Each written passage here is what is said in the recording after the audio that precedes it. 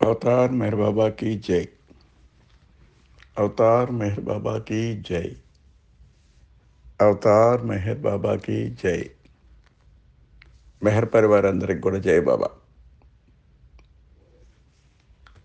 Everything and nothing, సర్వము శూన్యము అనే పుస్తకంలో మనం వారం వారం ఒక అధ్యాయాన్ని తీసుకుంటున్నాము, దాన్ని పరిశీలిస్తున్నాం.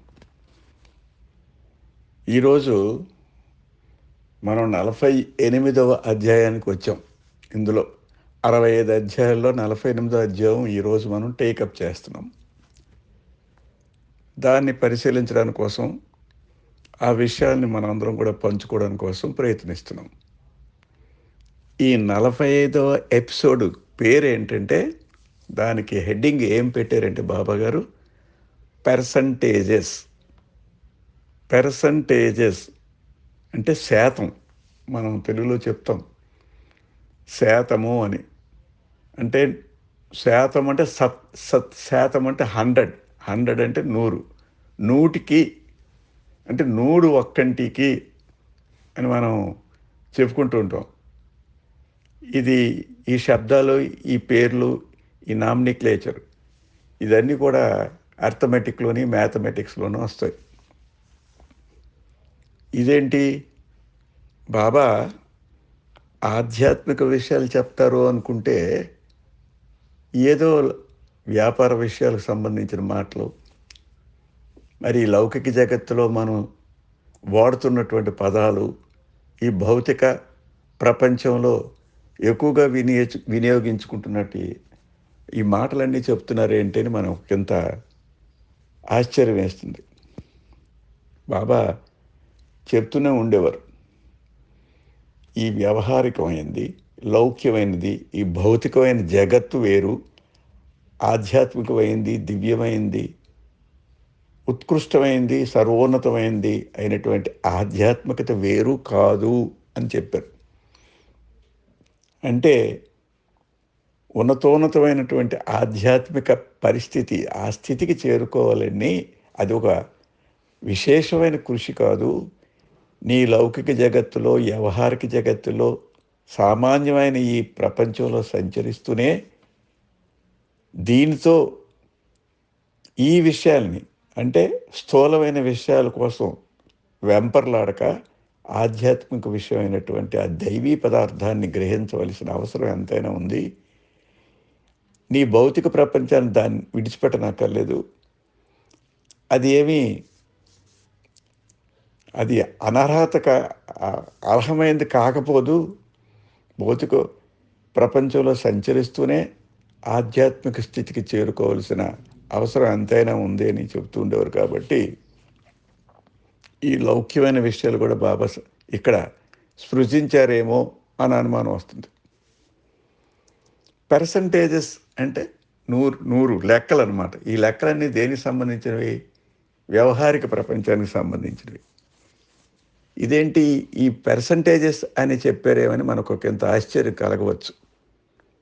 కానీ ఇది చదివితే కొద్దిగా మనకి ఎందుకు బాబా ఈ విషయం ముచ్చటించారో అర్థం అవుద్ది. ఇది ఆధ్యాత్మిక డివినిటీ అంటే ఆధ్యాత్మికమైన స్థాయి.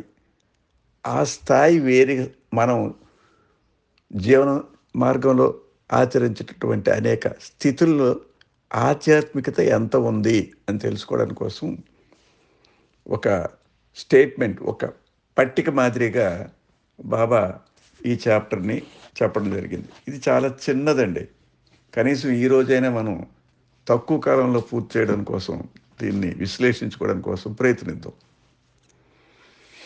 పర్సంటేజెస్, ఇప్పుడు అసలు విషయానికి వద్దాం. పర్సంటేజెస్ అంటే శాతము అని. ఏంటి శాతం? అసలు మానవుడు ఏ స్థాయిలో ఉన్నాడు, ఎన్ని స్థాయిల్లో సంచరిస్తూ ఉంటాడు, ఏ స్థాయిలో ఆ దివ్యత్వం ఎంత ఉంది అని తెలుసుకోవడానికి కోసం బాబా ఇక్కడ ఈ పర్సంటేజెస్ అనే హెడ్డింగ్తో ఈ 48వ అధ్యాయం కొనసాగించారు. మానవుడు 4 భూమికల్లో సంచరిస్తూ ఉంటాడు. తన జీవితం గడుపుతున్నప్పుడు 4 భూమికలు అనుభవిస్తూ ఉంటాడు. ఒకటి అన్నమయ భూమిక, అన్నభూమిక అన్నారు. రెండోది ప్రాణభూమిక, మూడోది మనోభూమిక, నాలుగోది విజ్ఞాన భూమిక. అంటే భూమికలు. భూమికలు అంటే స్థితులు, స్థాయిలు. ఏ స్థాయిలో ఏ మనిషి ఉంటాడు అనేది ఆయన నిశితంగా పరిశీలిస్తే అర్థమవుతూ ఉంటుందన్నమాట. ఆ స్థాయి, తను ఉండే స్థాయి దివ్య స్థాయిలో ఎన్నో భాగంలో ఉంటుంది. ఆ స్థాయి అంటే మానవుడు తను వ్యవహారికంగా సంచరిస్తున్నప్పుడు ఎన్నో పనులు ఆచరిస్తూ ఉంటాడు. ఎన్నో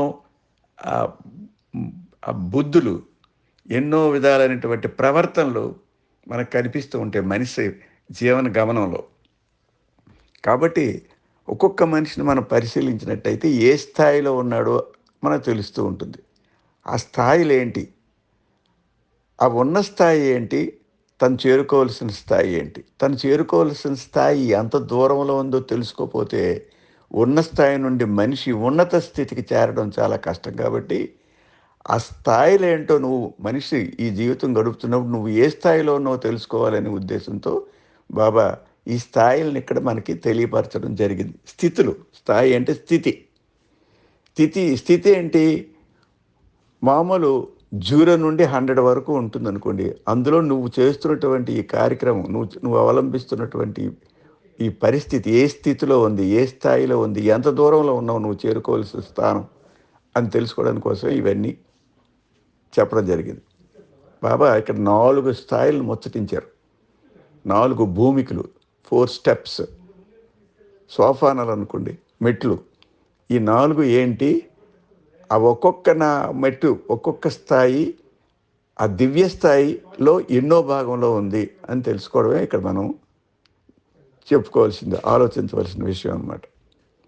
ఇందులో ఫస్ట్ నేను చెప్పారంటే అన్నభూమిక అన్నారు. అన్నభూమిక, అన్నం అంటే భోజనం, అంటే స్వార్థం. స్వార్థం అంటే తను, నేను, నాది, నా యొక్క అనే విధంగా ప్రవర్తించడాన్ని అన్నభూమిక అని చెప్పొచ్చు. అన్నభూమిక అంటే భగవంతుడిలో తను అవలంబిస్తున్నట్టు తను ఉండేటటువంటి స్థితి ఎన్నో భాగంలో ఉంది అని తెలుసుకోవాల్సిన అవసరం ఉంది. సపోజ్ భగవంతుడు 100 వంతులు అనుకోండి, 100% అంటారు చూసారా, అంటే పూర్తి స్థితి అది. ఆయన ఎలా ఎంత వాడరా, ఎలా ఉన్నాడు, ఏ స్థితిలో, 100% స్థితిలో ఉన్నాడు అంటే 100కి 100 పాలు కూడాను స్వచ్ఛమైన స్థితిలో ఉన్నాడు అని అనుకుంటాం కదా. 100కి 100 పాలు స్వచ్ఛమైనది అంటే అంతటి ఉత్కృష్ట స్థితి ఎవరుంటారు, భగవంతుడు మాత్రమే ఉంటాడు.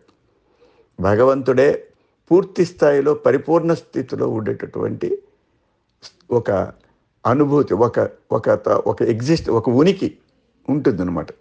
ఆ భగవంతుడు 100 పాలులో స్వచ్ఛమైన స్థితిలో ఉన్నాడు అంటే అన్నభూమికలో ఉండే మనిషి ఎన్నో భాగంలో ఉన్నాడట, డివినిటీ 1% అట ఆయనకి. అంటే అన్నార్థుడై ఉన్నాడు అనుకోండి బహుశా, అంటే పక్కా స్వార్థపరుడు అనమాట.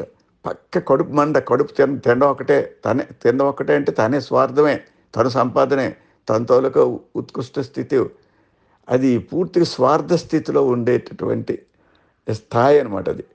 అది అది ఏంటంటే ఈ అన్నభూమికలో ఉండే తాలూకా తత్వం ఏంటంటే ఇన్కల్నేషన్ టువర్డ్స్ సెల్ఫ్ అంటే స్వార్థం, నాది, నా యొక్క, నా గురించే అనే స్థితిలో ఉంటాడు. ప్రతిదీ చూస్తుంటాం మనం. కొంతమంది ప్రతిదీ నికృష్ట స్థితిలో ఉంటారు. అందులో కొంతమంది ఎప్పుడు తన సంపాదన, తన బాగోగులు చూసుకోవడం, తన తాలూకా ఆరోగ్యం, తన తాలూకా అదృష్టం, తన తాలూకా ఉన్నతి, అంతేగాని పరులు ఏమవుతున్నారో, ఎంత నాశనం అవుతున్నారో, దానివల్ల ఎంతటి నీ స్వార్థం వల్ల ఎదుటివాడు ఎంత దుర్గతి పాలవుతున్నాడో అవేం అబ్జర్వ్ చేయరు, దాని గురించి పట్టించుకోరు. ఎంతసేపు వాళ్ళ స్వార్థమే ఉంటుంది. కాబట్టి ఇక్కడ ఏం చెప్పారంటే అన్న భూమిక అనేది ఎదురుగా భగవంతుడు 100% అయితే వాళ్ళలో ఉండే దైవత్వం, డివినిటీ 1%, అంటే 100కి ఒక్క మార్క్ వచ్చిందనమాట. ఇన్క్లినేషన్ టువర్డ్స్ సెల్ఫ్, అదే వాడి తాలూకు దృష్టి ఎప్పుడు కూడా స్వార్థమే. తను నాది, నా యొక్క, నా స్వార్థం, నా భాగవతం అని చూసుకుంటాడు. అది అన్నభూమికి తాలూకా స్థితి. ఇక రెండోది ప్రాణభూమిక. ప్రాణం అంటే ఊపిరి అనుకోండి. ఫర్ ఎగ్జాంపుల్ ప్రాణం ఎక్కడ ఉంది? మన ఊపిరిలో ఉంది. అంటే ఎప్పుడు కూడాను తన తాలూకా ఆరోగ్యం, తన తాలూకా ఇది అంటే వాడు కొంతవరకు అన్నభూమిక కంటే నయమే. కానీ వాడి స్థితి ఎంత ఉంది? 100లో ఎన్నో వంతు ఉందో ఇక్కడ మనం పరిశీలించాలి. ప్రాణభూమిక. గాడ్ 100 అయితే, భగవంతుడు 100 అయితే, 100 వంతులు భగవంతుడి దగ్గర ఉన్నాయనుకోండి. అందులో వీడికి డివినిటీ అంటే దైవత్వం కోసం ప్రతి మానవుడు తెలుసో తెలియకో దైవత్వం కోసం ప్రయాణం చేస్తూ ఉంటాడు. వాడు చేసిన ప్రతి కార్యక్రమం కూడా వాడు దేవుడు కొరకే ప్రయత్నిస్తాడు, తెలియకుండా కూడాను. నీరు పల్లమెరుగు, నిజము దేవుడెరుగని. దేవుడు నిజస్థితి, యథార్థ స్థితి. ఆ యథార్థ స్థితిని తెలుసుకోవడానికి కోసం అన్నభూమికలో ఉండేవాడు 100కి 1 వంతు మాత్రమే తెలియకుండా ప్రయత్నిస్తుంటాడు. మరి ఎందుకంటే భగవంతుడు వాడిలో ఉన్నాడు కదా. ఒక వంతునే తప్పకుండా ఏదో ఒకటి ఎప్పుడో ఒకప్పుడు భగవంతుడి కోసం నమస్కారం చేయడం, గుర్తు చేసుకోవడం, లేదా భగవంతుడి తాలూకా స్థితిని అర్థం చేసుకొని మళ్ళీ విడిచిపెట్టడం ఏదో జరుగుతుంది అన్నభూమికలో ఉండేవాడికి. ఇక ప్రాణభూమికలో ఉండేవాడికి ఆ డివినిటీ, ఆ దివ్యత్వం ఎన్ని పాళ్ళు ఉంటుంది అని చెప్పారంటే బాబా ఇక్కడ 25%. 100కి 25 వంతులు ఉంటుందట. అంటే 75 వంతులు వేస్టే. 25 వంతులు మాత్రమే ఆ మంచితనం, ఆ డివినిటీ, ఆ దివ్యత్వం వాడి ప్రవర్తనలో కనిపిస్తూ ఉంటుందన్నమాట. అంటే ఏంటంటే ఇన్స్పిరేషన్ అబౌట్ ది సెల్ఫ్. అంటే ఈ ఎంత స్వార్థ చింతనలో ఉన్నప్పటికీ కూడా అప్పుడప్పుడు ఒక ప్రేరణ కలుగుతూ ఉంటుంది లోపలడికి. ఏంటి ఆ ప్రేరణ? ఆ దివ్యత్వాన్ని రుచి చూడాలి అనే ఉద్దేశం కలుగుతుంది. ఆ దివ్యత్వం ఉండే మాధుర్యం, ఆ దివ్యత్వంలో ఉండే ఆనందం, నిజస్థితిలో ఉండే ఆ ప్రభావం, ఆ ఉన్నతత్వం ఒకంత ఆలోచిస్తూ ఉంటాడు. అయితే వాడు ఆ దివ్యత్వం కోసం ఎంత కేటాయిస్తున్నాడు, వాడి సమయాన్ని, వాడి తాలూకా కార్యాన్ని ఎంతవరకు పాటిస్తున్నాడంటే ఒక 25%. అంటే 100కి 25 వంతులు మాత్రమే, అంటే 1/4 పావువంతు మాత్రమే వాడు దివ్యత్వాన్ని, దివ్యస్థితిని కోసం ఆలోచిస్తూ ఉంటాడు, ప్రయత్నిస్తూ ఉంటాడు. అది తెలియకుండానే అటు స్థితి అదనమాట. ప్రాణభూమికలో ఉండేవాడి స్థితి డివినిటీని ఒక పావంతు అర్థం చేసుకోవడానికి కోసం ప్రయత్నిస్తాడు అని బాబా ఇక్కడ చెప్తున్నారు. అంటే స్వార్థాన్ని 75% తనలో ఉంచుకున్న ఒక 25% త్యాగానికి సిద్ధమవుతుంటాడు. ఒక పావంతు మంచి ఏదో ఒక ₹1,00,00,000 సంపాదిస్తే ఏదో ఒక 25,000 11,000 ఎంతో కొంత ఖర్చు పెడతాడు ధర్మకార్యాల కోసం, మంచి కోసం, అన్నిటి కోసం అనుకోండి. మన మానవ దృక్పథంతో ఆలోచిస్తే ఇట్లా మనం అంచనా వేయొచ్చు అనమాట. ఇక మూడో స్థితి ఏం చెప్పారంటే మానసిక భూమిక అట. మన భూమిక, మనోభూమిక అనమాట. మనాభూమిక అంటే అది మనం ఎప్పుడు కూడా గాడ్ బై 100 వంతులు అనుకుంటున్నాం కదా. 100 రెట్లు భగవంతుడు స్థితి అనుకుంటే ఈ మనోభూమికలో ఉండేవాడు 50%, 50% అడిగి డివినిటీ అర్థం చేసుకుంటాడు. డివినిటీ అంటే దైవత్వం, ఆ మహత్యం, దేవుడి తోలక ఉనికి, దేవుడి తోలక యథార్థ స్థితిని కనుక్కోవడానికి కోసం వాడి ప్రయత్నం 50 వంతులు చేస్తాడట. అదేంటంటే ఇల్యూమినేషన్ త్రూ ది సెల్ఫ్.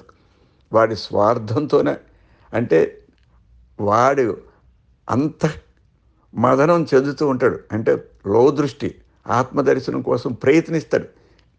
ప్రయత్నించి ఎంత ప్రయత్నిస్తాడు, వాడి ప్రయత్నం ఎంతవరకు బాగుంటుంది, ఆ సద్గతిలో చేరడానికి కోసం తన ప్రయత్నం ఎంతవరకు ఉంటుంది, ఆయన అవగాహన ఎంతవరకు ఉంటుంది, ఆయనకు కలిగిన జాగృతి ఎంత పర్సెంటేజ్ ఉంటుంది, ఆయన చేస్తున్న కార్యక్రమాల్లో ఉండేటువంటి ఉన్నత తత్వం ఎంత బాగా ఉంటుంది అంటే 100కి 50 వంతులు.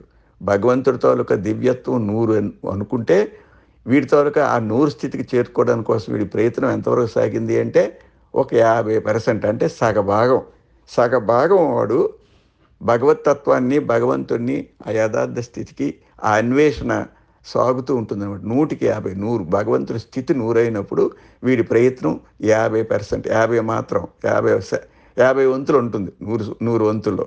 దాని ఏ స్థితిలో ఉండేటప్పుడు 50 వంతులు ఉండేసరికి ఆ మానవుడి తొలక స్థితి ఏంటంటే మనోభూమిక, మనస్సు కొంతవరకు అర్థం చేసుకోవడానికి మనస్సు ద్వారానే భగవంతుని చేరుకోవాలండి. మనస్సు నాశనం చేస్తూ మనస్సు ద్వారానే భగవంతుని చేరుకోవాలి. అది విచిత్రం ఏంటంటే మనస్సు మనకి చంచలమైంది, చపలమైంది, మన వక్ర మార్గాల్లో నడిపించడానికి కోసం ప్రయత్నిస్తుంది. దానికి కళ్ళి వేసి దాన్ని ఒక అదుపులో పెట్టడానికి కోసం మానవుడు ఈ మనోభూమికలో ఉండేవాడు ఏం చేస్తాడంటే ఒక 50%, 100కి 50 వంతులు అంటే సగభాగం ప్రయత్నం చేస్తూ ఉంటాడు. అంటే జీవితంలో సగభాగం వెచ్చిస్తాడు. మానవుడై ఉండి స్వార్థపు చింతన ఉంటూ కూడా ఒక సగభాగం వెచ్చించి ఆ దైవీ తత్వాన్ని తెలుసుకోవడం కోసం ప్రయత్నిస్తాడనమాట మనోభూమికలో ఉండేవాడు. ఇక విజ్ఞాన భూమికలో ఉన్నాడు అనుకోండి. విజ్ఞాన భూమిక అంటే ఇంకేముందండి? జ్ఞానము విజ్ఞానం అని మనకు తెలుసు కదా, భగవద్గీతలో నేర్చుకున్నాం. జ్ఞానము ఉంటేనే అసలు ఈ అజ్ఞానజనితమైనటువంటి, ఈ కల్పితమైనటువంటి, ఈ ఊహాజనితమైనటువంటి ఈ జీవితం, అశాశ్వతమైనటువంటి ఈ జీవితాన్ని అర్థం చేసుకొని ఆ ఏ ఏ మనసుతో అయితే నువ్వు స్వార్థ చింతనలో ఇంతవరకు ఉన్నావో ఆ మనసునే ప్రక్షాళన చేసి ఆ మనసుని అదుపులో పెట్టుకొని ఆ మనసు ద్వారానే నువ్వు ఆ విజ్ఞానాన్ని సాధించాలి. కాబట్టి విజ్ఞానం అంటే పరిపూర్ణతత్వం, అంటే భగవంతుడి స్థితిని అర్థం చేసుకోవడం, భగవంతుడిలో లీనమయ్యేంతటి అంతటి స్థితికి చేరుకోవడం, to become one with God, భగవంతుడితో సమానమైన స్థితిని రావడం, అహం బ్రహ్మస్మి స్థితికి రావడం ఏంటంటే అది ఏ స్థితి అనుకుంటున్నారు అని చెప్తున్నారంటే విజ్ఞాన భూమిక అన్నది. ఆ స్థితిలో ఉండే మనిషిని ఎక్కడున్నావరా నువ్వు అంటే తను విజ్ఞాన భూమికలో ఉన్నాడని మనం అర్థం చేసుకోవాలి. అంటే దానికి ఏంటి, భగవంతుడు 100 అని చెప్పుకుంటున్నప్పుడు డివినిటీ వీళ్ళలో ఉండే డివినిటీ కూడాను 100కి 100 ఉందన్నమాట. పరిపూర్ణ స్థితి, సంపూర్ణ స్థితికి చేరుకున్నాడు. ఏంటి సంపూర్ణ స్థితి?